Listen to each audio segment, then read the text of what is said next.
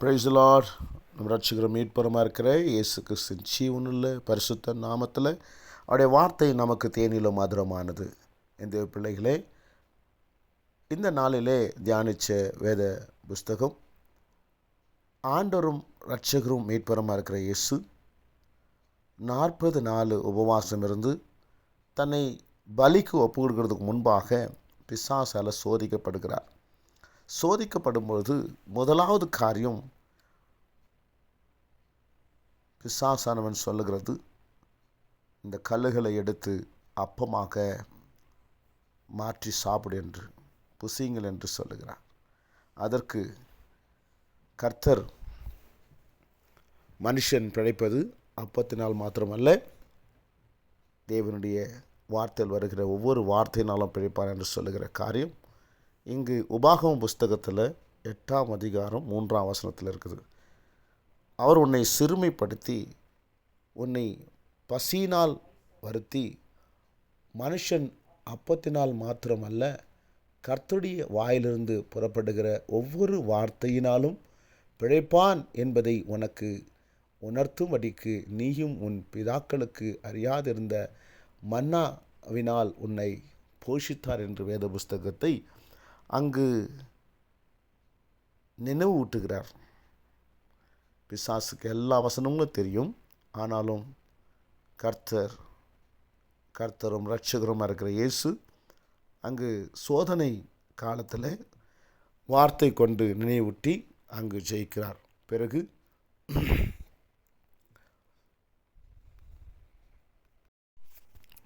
பிறகு பிசாசு மறுபடியுமாக இயேசுவை சோதிக்கிறான். நீ தேவனுடைய குமாரனாய், ஆனால் தாழ குதியும், ஏனெனில் தம்முடைய தூதர்களுக்கு உம்மை குறித்து கட்டளையிடுவார், உமது பாதம் கல்லில் இடராதபடிக்கு அவர்கள் உம்மை கையில் ஏந்தி கொண்டு போவார்கள் என்று சொல்லுகிறது. அதற்கும் இந்த பிசாசானவன் ஆண்டவராகிய இயேசுவை சோதிக்கும்போது பாருங்கள், சங்கீதம் 91ஆம் சங்கீதத்தில் இருக்கிற வசனத்தை கோட் பண்ணி மென்ஷன் பண்ணி இயேசுவை சோதித்து கொண்டிருக்கிறார். உடனே அவர் அடுத்த வசனம் பாருங்கள், அதற்கு இயேசு உன் தேவனாகிய கர்த்தரை பரீட்சை பாராதிருப்பாயாக என்று எழுதியிருக்கிறது என்று சொல்கிறார். மறுபடியும் பிசாசு அவரை மிகவும் உயர்ந்த மலையின் மேல் கொண்டு போய் உலகத்தின் சகல ராஜ்யத்தையும் அவைகளின் மகிமையும் அவருக்கு காண்பித்து, நீ சாஷ்டாங்கமாய் விழுந்து என்னை பணிந்து கொண்டால் இவைகளை எல்லாம் உமக்கு தருவேன் என்று சொன்னான். அப்போது இயேசு, அப்பால் எப்போ சாத்தானே, உன் தேவனாகிய கர்த்தரை பணிந்து கொண்டு அவர் ஒருவருக்கே ஆராதனை செய்வாயாக என்று எழுதியிருக்கிறதே என்று. இந்த பிள்ளைகளே, வேதத்தில் இருக்கிற எல்லா வசனங்களும் இந்த லோகத்தில் அதிபதியாக இருக்கிற பிசாசுக்கு எல்லா வசனங்களும் தெரியும். நாம் இந்த உலகத்தை ஜெயிக்க வேண்டுமென்றால் ஆழமான சத்திய வசனங்களை தியானித்து நம் இருதயத்தில் வைத்துக்கொண்டு வசனத்தின் மூலியமாக, விசுவாசத்தின் மூலியமாக இதை ஜெயிக்க முடியும்.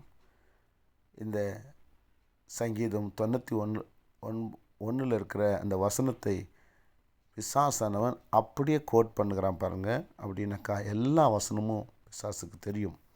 ஆனாலும் நம்மை சோதனை காலத்தில் இந்த பிசாசை மேற்கொள்ள வேண்டுமென்றால் நாமும் அவருடைய வசனங்களை தியானித்து நம்ம இருதயத்தில் வைத்துக்கொள்ள வேண்டும். இந்த பிள்ளைகளே, ஆவிக்குரிய சர்வாயுதத்தினாலே இந்த உலகத்தை ஜெயிக்க முடியும். அவருடைய வார்த்தையினால், அவருடைய வார்த்தையை கேட்டு இருதயத்தில் ஆழம வைத்து விசுவாசித்து இந்த உலகத்தை ஜெயிக்க தேவன் நம்மோடு கூட இருக்கார். கர்த்தர் இந்த நாளை உங்களுக்கு ஆசீர்வதிப்பாராக. God bless you.